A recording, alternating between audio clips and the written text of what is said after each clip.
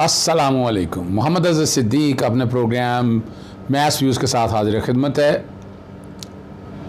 21 जून 2022 शाम 7 बजे आप ये प्रोग्राम देख रहे होंगे। आज की बहुत सी डेवलपमेंट है जिस पर गुफ्तगू करना बहुत ज़रूरी है। सबसे पहले तो मैं आपको बताता चलूँ, इलेक्शन कमीशन ऑफ पाकिस्तान को मैंने आज आखिरी ख़त लिख दिया है जिसमें जो वोटर डिस्प्लेसमेंट हुई है और जो लोगों को मुर्दा जाहिर कर दिया गया है, उसे आखिरी गुजारिश की है कि अपने सिस्टम के मुताबिक इन सब चीज़ों को ठीक करें।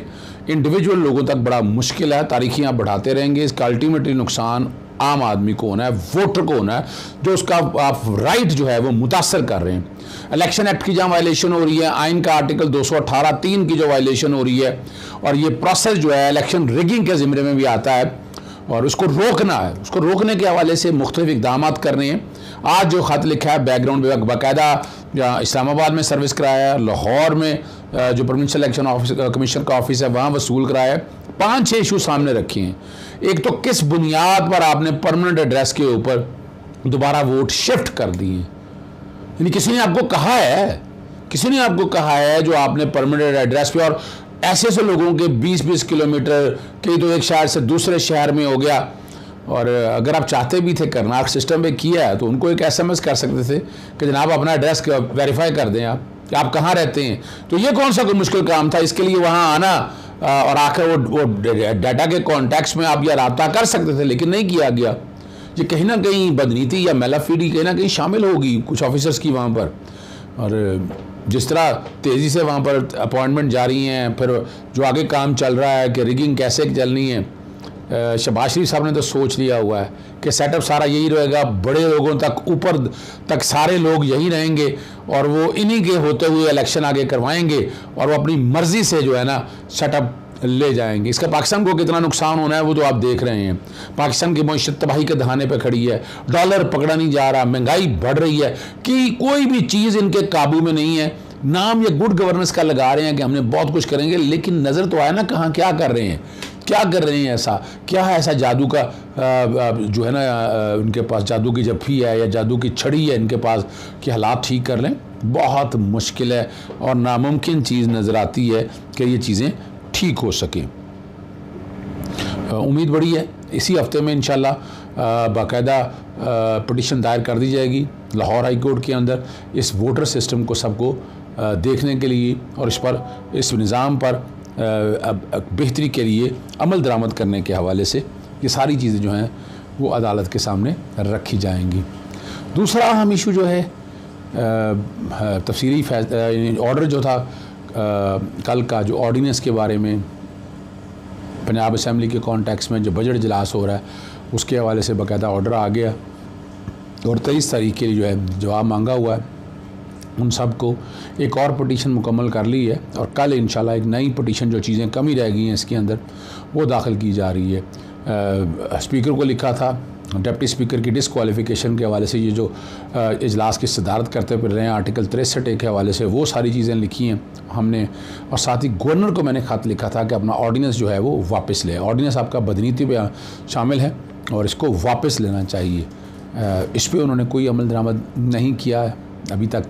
तो रेमेडी मेरे पास यही है कि मैं कोर्ट में रुजू करूं और ये पटिशन मुकम्मल कर ली है। इंशाल्लाह कल ये पटिशन भी दायर की जा रही है और इसकी समाअत बाकियों के साथ इकट्ठी होगी। एडिशनल ग्राउंडें जो हैं वो सामने रख दी जाएंगी अदालत के सामने। और मकसद देखें, मकसद सिर्फ सिंपल सी है कि ट्रांसपेरेंसी और चाह क्या रहे हैं, ट्रांसपेरेंसी चाह रहे हैं, चाह ये रहे हैं ये जो बदनीति से बैठ के अपनी मर्ज़ी का इजलास बुला के अपनी वोटिंग के मुताबिक बजट को, और गवर्नर जो अपने इख्तियारात वायलेट कर रहा है, जो अपना हलफ तोड़ रहा है, वो भी सारा कुछ रिकॉर्ड पे सामने रख दिया है। हालांकि जो पुराने गवर्नर को रिमूव किया है वो गलत किया है, ये इख्तियार सदर पाकिस्तान के पास है।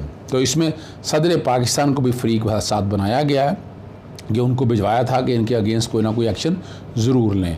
आइन के आर्टिकल 113 के तहत, क्योंकि ये इख्तियार जो है ये सदर के पास है गवर्नर को रिमूव करने का। ये जो इलीगैलिटीज़ और अनकॉन्स्टिट्यूशनलिटीज़ हैं ये सारी बाकायदा गवर्नर को लिखी गई और कापी सदर पाकिस्तान को भिजवाई गई कि वो इस पर कोई ना कोई एक्शन सजेस्ट करें और इस पर एक स्ट्रिक्ट एक्शन लें ताकि कोई दोबारा इस तरह की जुर्रत ना कर सके, आइन की पामाली ना हो सके, आइन को तोड़ा ना जा सके। ये आर्टिकल 6 नहीं है, ये हाई ट्रीजन में नहीं आता। आर्टिकल 4 और 5 की खिलाफ वर्जी जारी है, तो उसी को बराबर करने के लिए ये ख़त लिखा है।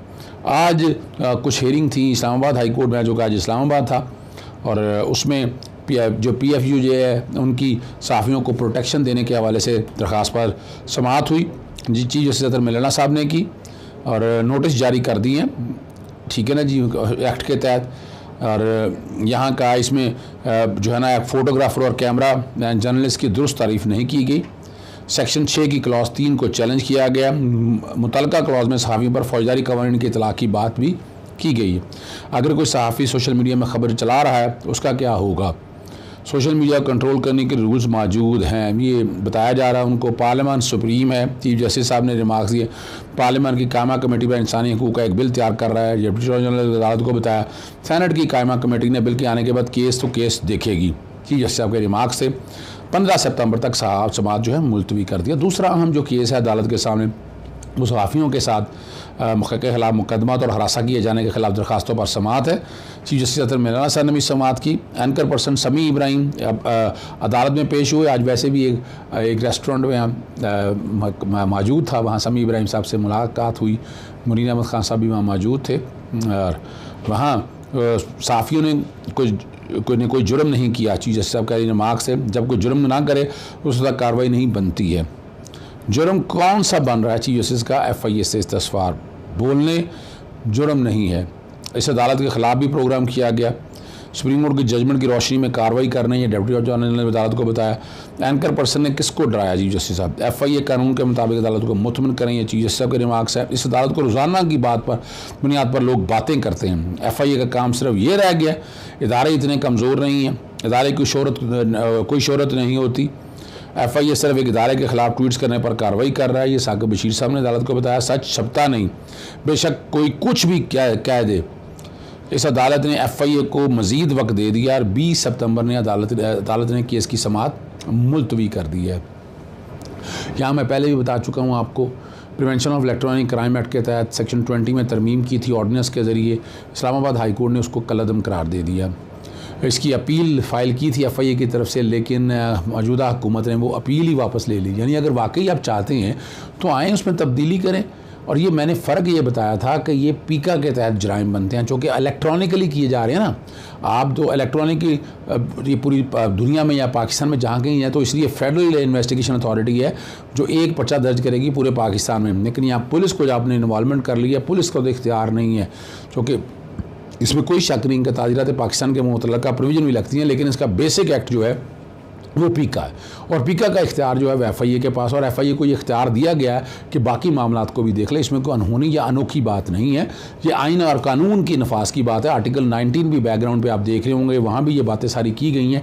और मकसद समझिएगा, मकसद बड़ा वाज़ेह है, मकसद में बहुत क्लैरिटी है। कोई ऐसा नहीं चाह रहा कि कानून हाथ में लिया जाए। आप आज भी पीका ऑर्डिनेंस के अंदर, पीका एक्ट के अंदर तब्दीली करें। आपके पास पार्लियामान में मेजॉरिटी मौजूद है और अपोजिशन भी आपके साथ मिली हुई है, अपोजिशन आपके साथ की है। अपोजिशन तो अलग तो कोई चीज़ नहीं है, अपोजिशन आप ही चला रहे हैं, राजा रियाज आपके आदमी हैं। तो बैठकर कौम के लिए आसानियाँ पैदा करें। और इस कानून को अगर आप सख्त करना चाहते हैं, prevention of electronic crime act के तहत, जब तक कानून में तरमीम नहीं करते, इस तरह पुलिस को इस्तेमाल नहीं किया जा सकता। इससे अच्छे प्रेसिडेंट सेट नहीं हो रहा है। हम चाहते हैं आर्टिकल 19 का निफाज, और आर्टिकल 19 का निफाज अगर करना है तो उस पर सही मानों में है। हम सिर्फ पढ़ते हैं कि आपका फ्रीडम ऑफ स्पीच है, लेकिन हमने जो राइडर लगे हुए हैं, जो हर्डल्स लगी हुई हैं, उन हर्डल्स को हम देखते नहीं हैं। वो बैरियर हैं, और बैरियर वो 10 हैं। In the interest and glory of Islam, friendly relation, morality, decency, incitement to an offence, contempt of court, ये वो सारे राइडर हैं कि इस पर बात नहीं की जा सकती। और आर्टिकल 19 कौन इन्फोर्स करना चाह रहा है? आर्टिकल 19 का इन्फोर्स ठीक करें ना, और सबके लिए यकसान बराबर हो। इससे बहुत सी चीज़ें बेहतर हो जाएंगी। और इदारों के ख़िलाफ़ जो बातें हो रही है, मैं तो बड़े अरसे से लड़ रहा हूँ। मैं अपना हमारी कोर्टों के नवाज शरीफ के दौर में आपको पता है 5 जजेस के बारे में क्या कैंपेन चलाएगी। 3 जो है इनके पार्लियामेंट्रेन, निहाल हाशमी, दानियाल अजीज़, तलाल चौधरी। आज लोग बात कर रहे थे दानियाल चौधरी को देखने के लिए chief of the army staff जनाब चीफ वो तशरीफ़ ले गए। लोगों के अपने हैं कि जिस तरह की ज़ुबान लोग इस्तेमाल करते हैं तो ऐसे लोगों को क्यों मौका, यानी ऐसे लोगों को क्यों इंपॉर्टेंस दी जाए। ये सवाल तो जेन्युइन है। फ़ैसला मैंने तो नहीं करना, हमारा तो काम है अब तक सच और हक़ की बात रखना। फ़ैसला क्या करना है, किस तरह लेके चलना है, ये फ़ैसला आप लोगों का है। और अगर हम कानून का सही नफाज चाहती हैं तो आर्टिकल 4 और 5 का सही नफाज चाहते हैं तो इन चीज़ों को बड़ा ध्यान से रखना पड़ेगा। इजाज़त चाहता हूँ। अस्सलाम वालेकुम, अल्लाह हाफ़िज़, पाकिस्तान जिंदाबाद।